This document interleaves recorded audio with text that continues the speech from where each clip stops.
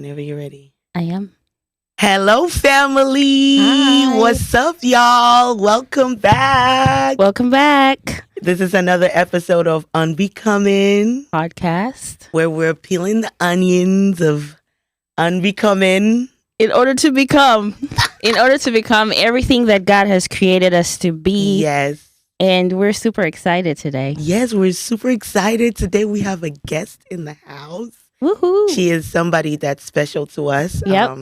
We actually go to the same church, and she's amazing. Yeah. We're going to just let her introduce herself, tell us a little bit about herself. So, ladies and gentlemen, please welcome Hannah. Hi, thank you so much for having me. Oh, sure. I'm so excited. Excited to have you here as well. Thank you for accepting our Yes, invitation. I know. Absolutely. Yeah. Absolutely. I know the year just started, and a lot of people already have so much going on, but you're able to take the time and come and be with us today.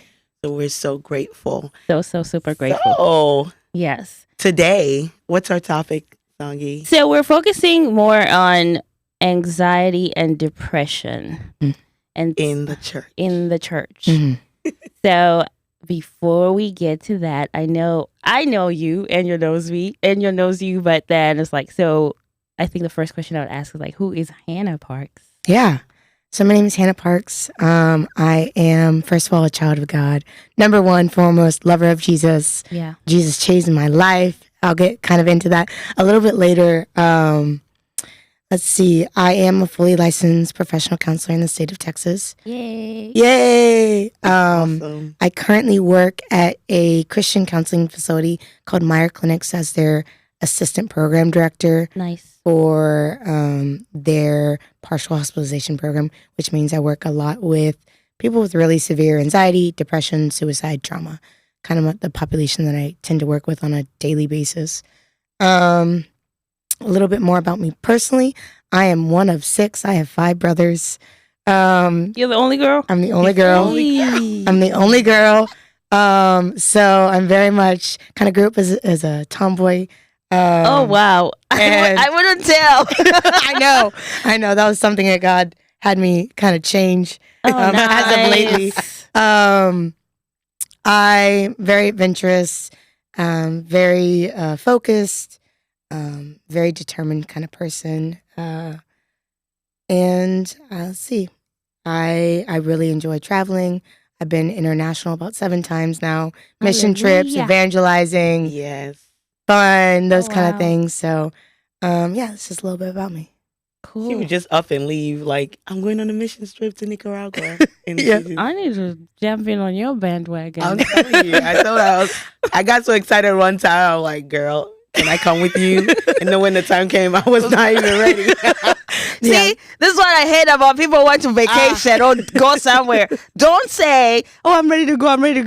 Then when it's time, oh, no, I think everybody's fired. It was such like God thing because he let me go 3 times in 1 year. Wow. And so it would be like, I'd pray and he'd be like, all right, you're going this month. And I was like, that's like 2 months away. Oh, wow. And he just provided. Oh, wow. Wow. So, Oh, wow. Oh, wow. That's crazy. Well, we got a whole bunch of questions for I you, know, so. we sure do. Yeah. But we want to ask, how did this journey start for you? How did you decide to go into counseling? Like, where did that passion come from? Yeah. And what was the decision? Yeah, absolutely. So I always tell my clients that I never wanted to be a counselor, ever. Did not want to do that. Yeah. I always knew I was going to end up in the mental health field. Kind of a backstory, when I was 14, I was at a horse therapy place, kind of stepped on property, and I heard the Lord say this, and I knew that was kind of like a direction point in my life. And so I was like, all right. I rode horses for 20 years, very involved with horses, wanted to help people, and it kind of combined the 2 things I loved. Yeah. And so I ended up going to a school that had a psychology horse studies undergrad. And so I knew I was ending up in the psychology field. Right. And then originally I was going to do something called applied behavioral analyst, where they wanted to work with the those that have been diagnosed with autism, those that have behavioral problems. Really enjoyed like behavioralism. After my undergrad, I applied, did not get into the schools I wanted to get to. I wanted to come back to Texas because I went out of state for school. And I was talking to my mom one day. She goes, "Why don't you try counseling?" Oh, wow. I was like, "Okay, I'll give it a shot." So I applied to one school. I applied to Dallas Baptist for my master's, and I got accepted. And I was also kind of pursuing a job, my dream job, working at one of the top equine horse therapy centers here in Texas. Didn't get that job, but that was very much an okay thing. And I truly fought the Lord on this calling. I would be in my master's. I'd be like in the library studying, and I'd be like, "God, we can do something else. We don't have to do this." We talked about this last. Yeah, I was like researching other jobs I could do with the undergrad I had. Wow. Because like in my undergrad, I had to do 2 counseling classes, and the second one was a peer counseling kind of group. We did peer counseling. It was the most like shameful, like awful experience I ever went through. Oh my God. Where we had to counsel our classmates. Yes. And so there was this telling each other's business. Yes. And seeing each other the next day. Yeah. And so I don't know why my classmate decided to do this. She like every time I said or like, she tallied it on this whiteboard that was in the room. It was the most shaming thing ever. And I was like, I'm never doing counseling. It brought up like all this anxiety, all this like stress. And I was like, I hate this. I'm not doing it. The devil is wicked, eh? And so, but fast forward, I realized after kind of a few semesters in the master's program, I was like, all right, God, I see the giftings that you've given me, the personal experience you've given me, not only struggling with my own mental health, but I see that this is where you're calling me. And I very much yielded to that. Yeah. And I was taking this training class on mental health first aid, which is essentially like a crisis kind of training where you help people kind of work through suicide, make sure they get the help they need.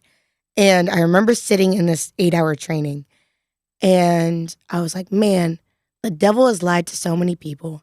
And Lord, you've shown me the truth now. Yeah. And I want to help bring that truth to other people. Come on. Yeah. And so it just kind of solidified that I was called to this. And then over the years of working in this field, I've just seen more and more of like what God has gifted me with, and like him like giving me more of a grace to be patient with people, be compassionate with people. And so it's kind of a short version of what brought me to counseling. Wow. That's really, really good. Yeah, that's really good.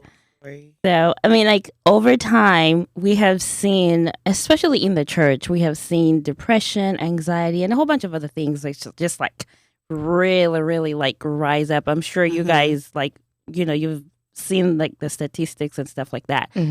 So, like, how do you define depression?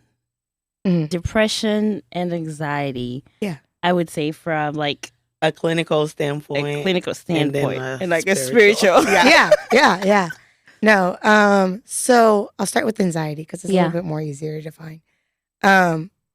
We say that anxiety is irrational fear, and it's irrational because it's not happening right now. And so I use this example as this kind of a silly example with my clients, and I go, say that you're afraid that if I open a door, there's going to be some sort of animal. Yeah. Whether it's a bear or a lion or something like that. And you're just terrified, like, oh my gosh, there's a bear behind this door, there's a lion behind this door. Like, as soon as they open up the door, it's going to attack me. And I go, that you have no evidence for this. And I go, that's completely irrational.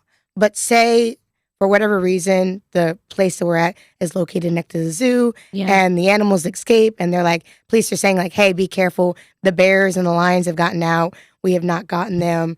That would be completely rational to be afraid of a bear or a lion possibly attacking you. Another kind of example that I use a lot with clients that helps kind of just give them a better understanding is like your body is very much kind of trying to keep you alive. Yeah. And so it does things to protect you. And so you have a part of your brain that sends alarm systems to your body, and in people that don't struggle with anxiety, it's very healthy and it does what it's supposed to do. So say, using this analogy of a alarm system, say you have an alarm system, it's supposed to tell you when a burglar breaks in. Yeah. Mm-hmm. So when a burglar breaks in, you either figure out, okay, I need to run away, I need to hide, I need to fight this person, all this stuff. Where's my gun? Yeah, where's my gun? Where's do I need to call the police? Do I need to try to please this person and talk them down? Those kind of things. Yeah. So in a normal person, that's anxiety doesn't happen. But with anxiety, it's like having your alarm system go off every time a bird hits the window. Or every time something kind of creeps up on the house that's small and insignificant. Yeah. And the alarm system's just going off in their body and it's telling them hey, you're in danger. Right. When there is no danger whatsoever. Right. And looking at the statistics of anxiety is so prevalent, especially in adolescents. In adults, it's about 20% of the population, which is 40 million people. And then in adolescents, it's 30% of the population. Wow. And those are kind of a few year-old stats. But I imagine even after COVID and things that have been going on that it's been increasing. Yeah. So, yeah. And how would you divide depression? Depression. So clinically, I would define depression as a loss of hope and interest in life. It's something that clinically what we see is there's less energy throughout your day. There's less pleasure in what you do. Right. There's kind of this, I consider it kind of this detachment from who you are. Right. And this really just sad way of I've seen so many clients struggle with depression, and when they start to get better, you're like, oh my gosh, their personality is so beautiful. Yeah. But when you meet them, they're just kind of this shell of themselves. Yeah. They have no energy. They have no interest. And so it's a lot of just this hopelessness, this darkness. Right. And then when I have clients describe it, they express it it feels like a dark, heavy cloud. Right. It's just over me. They always talk about this brain fog. My body just doesn't work the same way that it should be working. And so, depression is one of the second most common mental health disorder in the United States, and it's one of the more dangerous ones because it can lead people to commit suicide and really struggle with self-harm. So, yeah. And tied to that, we're gonna ask why do you think a lot of people in the church are struggling with anxiety and depression? This is the house of the Lord. Yeah. And that's a really good question. Obviously, spiritually. Yeah. I do believe, as someone that believes in the spiritual realm, that there are spiritual aspects to these things. Yes. Whether it's generational, whether it is you've opened a door to something, those kind of things. Right. And so there's a lot of unknowing of what we do, I think, in our society today that kind of impacts us. But why maybe it's more prevalent in the church. I think the church is made up of just people as well, and the enemy likes to attack those people, and especially if you're doing things for the Lord, he's gonna be like, no, I don't want you to do this.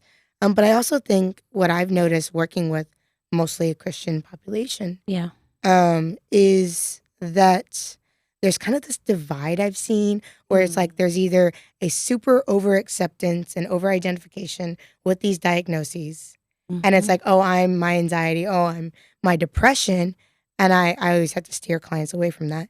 And then there's this denial and shaming. Yes. Of that's the depression. Part we want to get to. And denial and shaming. Yes. Yeah, denial and shaming. And it's especially with the denial and shaming, I think people are just in isolation. Yeah. People don't want to talk about it. We kind of live in a culture that's you need to put your best self forward. Right. And not allow for that bad side of yourself to come out. And, right. I mean, I have a client right now that I can think of off the top of my head that is always just expressing that whenever they talk about their depression with people, they just get rejected and they feel so alone. And this is a constant conversation I have with this particular client. And it's so sad. It is. That is sad. It is sad. And the isolation is real. Oh, yeah. Yes. The isolation is very, very real. Yeah, absolutely. Very real. So how do you deal with a client that's in the other category? That's the denial and the shaming. Like, how do you start that conversation, and how do you get them out of that? Like, let's say bringing them back to reality. Yeah. Like, how do you start that conversation? Because it can be hard for especially Christians who are staunch in their beliefs. Yeah. Mm-hmm.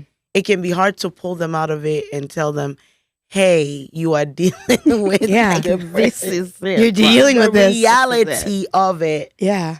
And this is how you can deal with it. Like, how do you start that conversation? Yeah. I think a lot of times because I work with such an intense population, Yeah. they already know they're struggling. Like, these people have not been functioning. They've not been able to go to their jobs. They've not been able to interact with family members. Yeah. So they feel depressed. They feel anxious. Right. More with anxiety than depression. I have to kind of convince people that they're struggling with like things like OCD, and be like, no, right now you're going through a compulsion. This isn't a healthy way of thinking. Yeah. Like, I have to tell them that, and it's a very subtle of like, hey, do you notice that you've kind of told me the same things multiple times in the last 3 minutes? And they go, oh, and I go, you know what that is? And I go, that's this anxiety, or that's this OCD, or that's compulsion. I do a lot of education because it kind of takes away the shame of it, and it just gives like, hey, here's this information. Yeah. Yeah. Like, you can do with it what you want, but I'm going to give you this information about anxiety, about depression, and it's not going to be in a shaming way. It's going to be like, I want you to know this information so you, who is capable of figuring out and working through this, can start to heal and start to grow. And I'm very compassionate with my clients. I can be, once I have like a rapport with them, I'm way more direct. Yeah. But like, you have to have some money in the bank before you can make a withdrawal with clients. But how I kind of approach this topic of anxiety and depression, of like, oh my gosh, that sounds awful. Like, just empathizing with them. Because a lot of the times people, especially we talk about this isolation, they don't feel seen. They don't feel heard. Right. And they've not felt safe. Yeah. And so my goal from the get-go, because I only have my clients for a very short period of time, if I'm working in partial hospitalization, I do outpatient therapy as well, is to build as much rapport as quickly as possible. Right. Making them feel safe, being like, you know what? What you coming in here tells me a lot about who you are. Right. It tells me you want to heal. Right. So we're going to walk this journey together. Right. And that goes a long way with helping them kind of come to terms with what are they struggling with. Other disorders that I have to do a little bit more convincing would be like bipolar or borderline personality disorder. And I have to remove some of the stigma of these things and be like, look, you denying these things doesn't help you. Like, you denying anxiety, you denying depression. And the same thing in the church. Us denying these things doesn't just make them go away. Right. They're still there. Deliverance. Yeah. Yes. That's my main issue is like as long as you cast it out, and I'm like, okay, don't just say it's a demon or it's a spirit, and then as long as you cast it out, you're healed, you're free, you're done.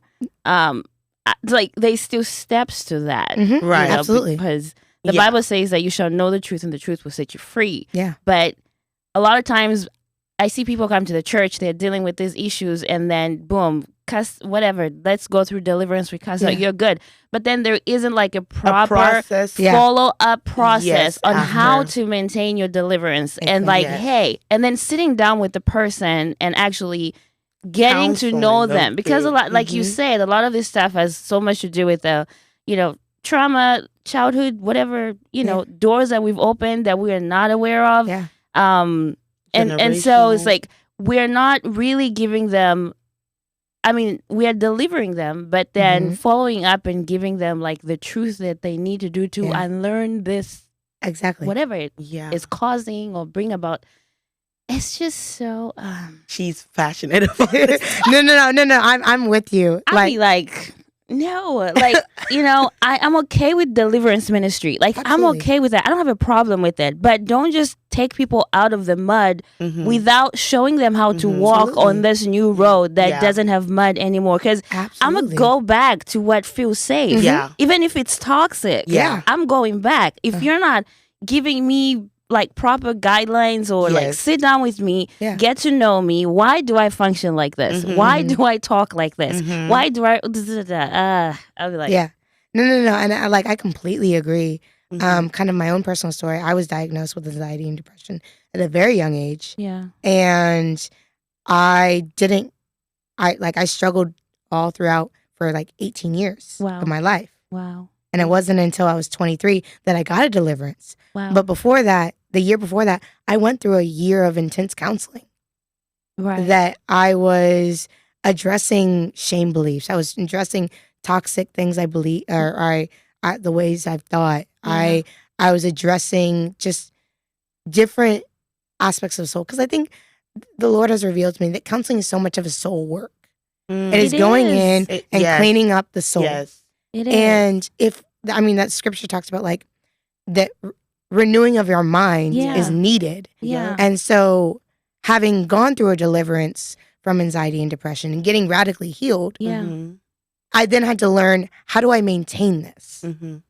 How do I walk this road? Because you still have the same behavioral patterns. Yeah. You still have the same thought patterns. Yeah. There may not be a demonic thing in your soul anymore. Yeah. That's caused anxiety and depression. Yeah. But you still have those behavioral patterns that were built up over years. Yes. Right. And so you as a person with the Holy Spirit have to walk through this pattern of renewing your mind, changing your behavior patterns. Yeah. Otherwise, like, you can fall back into it. Fall right So back easy. into it. Like, so easy. Fall right back into it. And I see that a lot of deliverance ministries or a lot of churches don't provide that counseling aspect. Absolutely. The follow up. The follow up. And why do you think that is? Is it because they're in denial, or they don't think it's as important, or they see counseling as something for the secular world, like for non-Christians? I feel like it's just a lack of knowledge. Yeah. It was because I have no doubt in my mind if like, and I don't know how this is gonna come off, but I have no doubt in my mind if like a lot of people in the church were to just educate themselves on trauma, were to educate themselves on things that have to do with our spirit, soul, and body. I feel like there's absolutely no way if you're a leader in a church and you see somebody showing signs of some type of behavior and you're well educated in that department, that you're just going to let them run off like that. Right. You're definitely having a sit down conversation with them, finding out what's going on. Why are you doing this? Why is this happening? Because the Bible says God wishes above all things that we should prosper just as our soul is prospering. Good health, Because at the end of the day, if the foundation is not right, there's absolutely nothing you're going to build on top of your foundation that's going to stand. Exactly. There's cracks in our soul. Exactly. And a lot of us have fragmented souls, like, and so we are building careers, whatever it is that we're building, children and everything. But the soul is just messed up. Yeah. Exactly. And like, I like that you kind of brought up that foundation. I've said this once to one of my clients, and it was such a Holy Spirit moment. I have a lot of those in my counseling sessions. And they're so precious.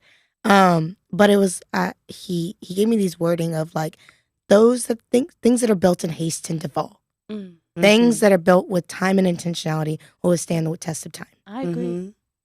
And it was this idea of like deliverance ministry. We can think of it as like quick fix at times. Not that like I've gotten delivered from other things and like I've never gone back to it, but I had the foundation. Exactly. And I always tell people that I told you, like, I had to have this foundation, and then the Lord's like, all right, now you're ready for the deliverance. Now you can walk this out. And so I'm not against deliverance ministry. I love deliverance ministries. We are in a deliverance ministry. And I love our deliverance ministry because especially when we were there when it was a little smaller, that our pastors were so intentional about kind of walking with us. And I remember like our prophet gave us, or I got this like 6 kind of or 7 like notes of like how to maintain your deliverance. That is good. And it said like make sure you're really staying in the word, staying in prayer, fasting, all these things.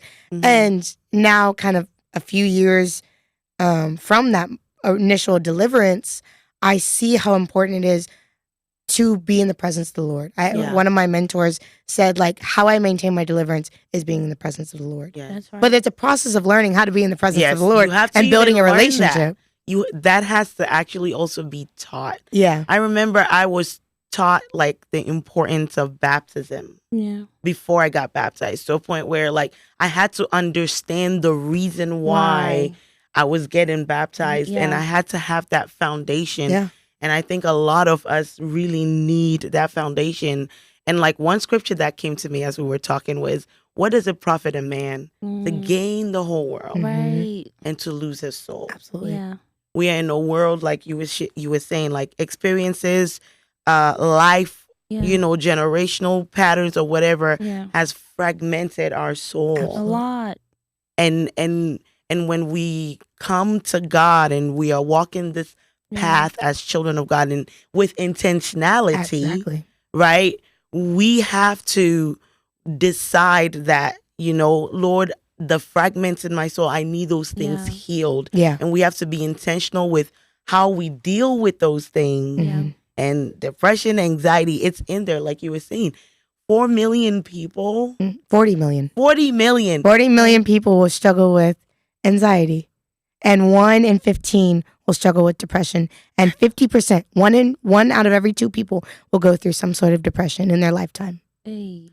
I would tell you my postpartum was not easy. Yeah. I dealt with that. I had postpartum depression, but I didn't know at the time when I had my son what it was. It was just like, I was just losing weight. I was not eating, and everything was, I was like, what is this? But looking back now, I was like, my goodness. But I always shared this on our first episode, like the thing that helped me a lot, the thing that helped me to heal, number one, my environment was such a safe place for me. 2, the love that was shown. 3, just not feeling judged. Yeah. Yes. And then the Lord comes in and, go to church and that whole process. But, and it's quite interesting. Wow. I actually went quite through the opposite. Like after I had my son, I lost the baby weight or whatever. But all of a sudden I started gaining weight. Because when I'm stressed, I stress eat, and I stress gain. Yeah, stress lose. I'm in the same boat as you, and I've been stressing losing. Yeah, and it was tough, but there were so many other things going on, and I didn't realize, like our last episode, I was saying, like, you never understand the intensity of what you're gonna go through based on what others tell you until you go through it. Exactly. Until you're in it, and then you have to have a reality check with yourself. And I'm sure you have those moments where your clients have that reality check. Oh yeah. Oh yeah. We have some come to Jesus moments in my counseling office. Yeah. And like for real, like some people are just like, oh my gosh. Like I'll say, I can remember one time I was talking not about anxiety or depression. I was talking about shame. Yeah. And I was just describing shame, and I was just kind of at my desk, and I look over and my client's just bawling. And I'm like, oh, this hit a chord real quick. Oh, man. Wow. Okay, so we're going to switch gears a little bit. I wanted to ask you, Hannah, so how do you deal with separating yourself from all the stuff that comes at you? Right. A day in your life. Like you go into work, you sit there, like, they come in on the couch. Wow, this actually looks like a therapy. That's a therapy session. They're crying, they're doing everything. Exactly. They're crying, and it's not just one client. Listen, you probably see 4 or 5 people in a day. I'd be like, how do you get up and go home and not carry all of that with Right. you. Because for me, I know I'm somebody I empathize, and in order to empathize with somebody, you have to put yourself in the situation. Yeah. Kind of correct me if I'm wrong, and kind of like own with them what they're going through, so you can empathize with them in order to help them. That's always not a good thing. No, but how do you separate Hannah and detach from the LPC? Yes. LPC from. I think the Lord was really kind to me at the beginning when I was a practicum student. So that was counseling while I was still in my master's program. Yeah. And I remembered I was seeing clients on Saturday, and I would see 4 clients back to back to back on Saturdays. It's just kind of how things worked out. And I had this one client. I don't remember if they were my first or my second client of the day, and she had just like word vomited all of her trauma. Wow. And of course, I was young. I didn't know like you're supposed to slow them down if they start word vomiting their trauma. And I remember for like 50 minutes, she just like unloaded all this trauma in our counseling session. And she like leaves. And I'm like, Lord, I have a client in 10 minutes. Right. I'm not in the place that I could, because what she was telling me was just absolute evil, absolute darkness, just horrible things. Yeah. And I was like, I'm about to go. I think my next client was like a young teenager, and they were just dealing with like social anxiety or school anxiety. Yeah. And I remember being like, Lord, I'm going to pray about this. And so what I did was I had a piece of paper, and I always wrote my notes. And I said, Lord, everything I write down, I'm going to write every detail I remember about what this client just told me. And the moment it touches the paper, it leaves my mind. And I created this, and I was like a prayer. And I was like, Lord, I like release this onto this paper, and it's out of my mind. I can't carry it. And it became this very intentional practice of like, anytime I wrote their notes, it just kind of did that. I was also really intentional about my work and personal life, where I would not allow anything related to counseling home whatsoever. That's right. If that meant like I had to stay late to finish notes, I would stay late and finish notes. Right. If it was like 10 o'clock at night, because I saw clients at night as well, I'd be like, no, I'm finishing this. And then as I'm driving home, maybe I was thinking about clients. And so early on, as I was a student, the Lord taught me a lot. Now, like, it's now I don't even think about it. Now every so often, like there'll be a client that touches me, or like a client that's like, I had a client that she came to me and she's like, I'm going to get an abortion in 2 days. Whoa. And I was like, all right, let's talk about this. That's a slap in the face. And I just met this client. Whoa. That was my only session with the client. And I remember like after that one, like my heart was so heavy, and I ended up very much like interceding for that client. But for the most part now, the Lord has kind of taught me how that work-life balance, and it's allowed me to like leave the counselor in the counseling office and be a person, an individual, be Hannah outside. And honestly, once I leave work, I don't want to think about mental health whatsoever. That's good. I don't want to look at me saying, well, that's good. Now that I'm not an associate and I don't need to like get hours, I'm not like listening to podcasts about mental health or like anything like that. I go home. I would do the same. Yeah. I would do the same. I would do the same. Look, our time is like has gone so fast. You need to come back. Like I know. We need a part 2. We need a part 2. Okay. We need to talk about relationships. So yeah, we do need to talk about relationships. We'll talk about relationships on part 2 with like an LPC. Like let's see, like, you know, this social whatever is going on. But yeah, this was really good. Yeah, this is definitely. Really you need to come back for part 2, part 3, part 4. For and real, part 5. Hannah. And like just talk. Like there's a lot of topics. Like this is just like the most, I guess, the top thing that everybody's dealing with. Majority of people are dealing with, but they still a lot more addictions, behaviors, whatever, all kinds of stuff that we need to touch base on. Yeah, and I think kind of just wrapping up the anxiety, depression, what they should do: get help, be seen, go talk to somebody, a therapist. Come talk to Hannah. Or come talk to me. Come talk to Hannah. Come talk to Hannah. Come talk to me. Come talk to someone that She's our is safe and Unbecoming is not going to podcast shame you. LPC partner. Yes, You've officially been recruited. I know. Hey, like, listen, we're offering resources We to didn't even people. plan this. No, like we're offering resources air. to people. So hey, guess what, guys? Listen, if you need help, whatever, Hannah is here. Yes. Okay, DM us or anything, and we will send you directly to her. And she prays with you too. Oh yeah, you she's know? a Christian LPC. Yes. You know. So Yeah, thank you That's so the much for hanging out with us I know. today. Thank It you is so such a much, great. We've been Hannah. planning this for like some time now. yeah. 2 months. And I think I remember telling her, I said, Hannah, we don't know how it's gonna go, but if it goes really well and we're not able to cover all the topics, you may have to come back. And Yes. she's already. Now it's official. She's coming back. Yeah, She's no, definitely yeah. coming back because Yeah. we need more of this conversation, especially just in the Christian community. Yeah. And also at the beginning of the year when people are making New Year resolutions, I Yes. think this is a topic. This is a topic. I think That, we'll dwell you know, more in this yes. just to help people navigate through their mental health while they're setting new goals and making this their best year. Hey. Victory. Align with your values, not your goals. Hey, align with your values, not your course. I like heard that. Yeah. So, Remind but me thank of you my so much for instructor. having me. I know. I've enjoyed Yes. this. I know we did Thank you too. so See, much, you were nervous. Hannah. Were you nervous?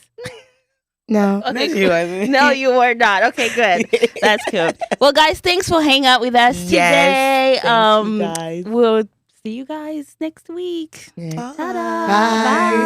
Bye.